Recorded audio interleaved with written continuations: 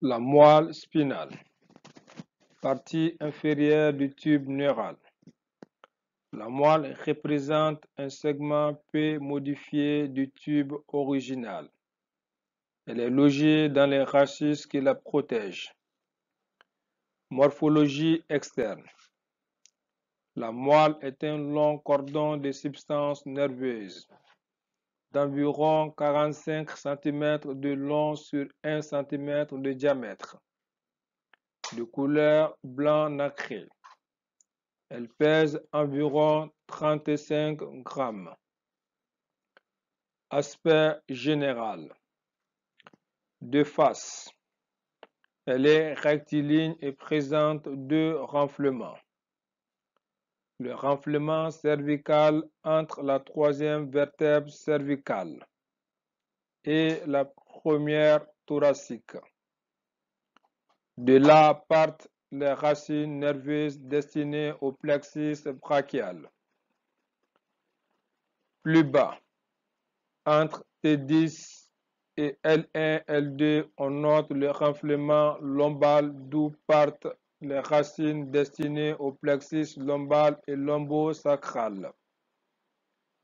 Entre les deux renflements, la moelle est plus mince. C'est la moelle thoracique, T1, T10. La moelle se termine en bas par une zone amincie, le cône terminal, auquel fait suite un prolongement fin, le filum terminale, qui se fixe à la deuxième vertèbre sacrale. Au-dessus du renflement cervical, la moelle est mince et rejoint le bulbe au niveau du foramen magnum, pro-occipital. Mais la limite entre moelle et moelle allongée n'est pas précise. De profil, la moelle présente trois courbures. Courbure cervicale ou lordose cervicale, concave en arrière, courbure dorsale ou syphose, concave en avant, et enfin, courbure lombale ou lordose.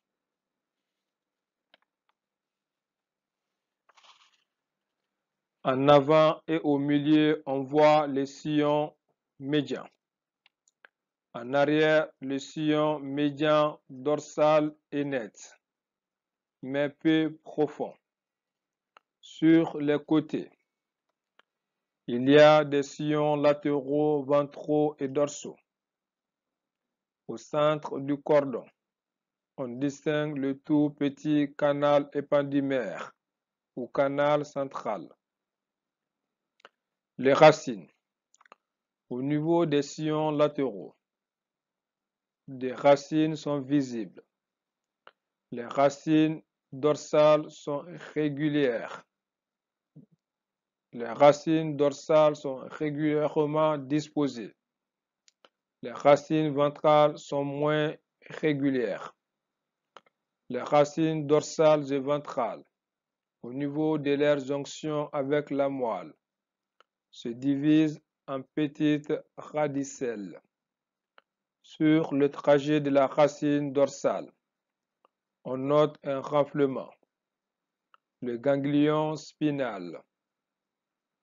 À quelque distance de la moelle, deux racines, ventrale et dorsale, se rejoignent pour former un élément unique, le nerf spinal ou rachidien. Trajet des racines.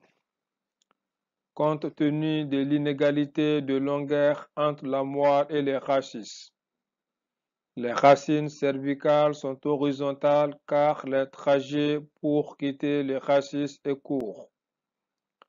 Les racines thoraciques sont légèrement obliques en bas. Les racines lombales et sacrales ont un long trajet descendant pour trouver les orifices de sortie, d'où leur aspect vertical. en dessous du cône terminal. Ces racines descendantes, verticales, sont groupées sous le nom de queue de cheval, au milieu de laquelle on trouve les phylums terminales. Numérotation des racines. Les racines cervicales prennent le nom de la vertèbre sous-jacente.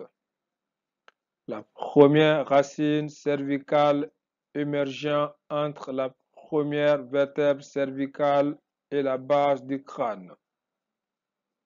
Les racines thoraciques, lombaires, sacrées prennent le nom de la vertèbre sous-jacente. Se pose donc le problème de la racine émergeant entre les vertèbres C7 et T1. Cette racine est appelée C8 ou huitième racine cervicale. Nombre de racines. On distingue pour une hémimoelle donnée 8 paires de racines cervicales, 12 paires de racines thoraciques, 5 paires de racines lombaires, 5 paires de racines sacrées, 1 ou 2 paires de racines coccygènes.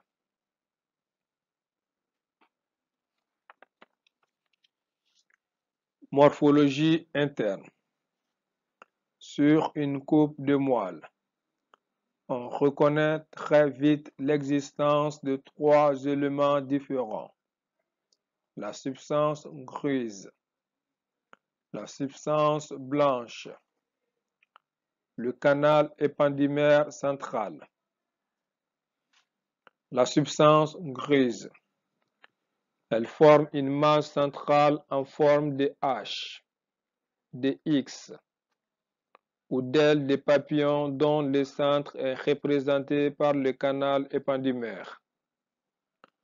En prenant une hémimoelle, droite ou gauche, on distingue au niveau de la substance grise 2 cornes. En avant, la corne ventrale, épaisse, trapue, n'atteignant pas la périphérie médulaire. En arrière, la corne dorsale, plus fine, atteignant la périphérie médulaire. Les parties gauche et droite de la substance grise communiquent, soit en avant, soit en arrière du canal épendymaire, par des commissures grises ventrales ou dorsales. La substance blanche, elle est comprise entre la périphérie médulaire et la substance grise centrale. En arrière, la substance blanche est bien individualisée entre les 2 cornes grises dorsales, mais parties droite et gauche ne communiquent pas, parce qu'un fil, un film névroglique les sépare. On distingue ainsi, en arrière, 2 cordons de substance blanche appelés cordons dorsaux. Ils sont eux-mêmes subdivisés en cordons graciles ou de Gaulle et cordons kinéiformes ou de Burdache. Latéralement et en avant, la substance blanche s'étend depuis la corne grise jusqu'au sillon médian ventral sans discontinuité. On parle ainsi d'un cordon ventrolatéral, comportant en fait un cordon ventral et un cordon latéral, dont la limite correspond au sillon latéral ventral. Si les cordons dorsaux ne communiquent pas entre eux, ni avec les cordons latéraux, les cordons ventraux communiquent entre eux par l'intermédiaire de la commissure blanche antérieure.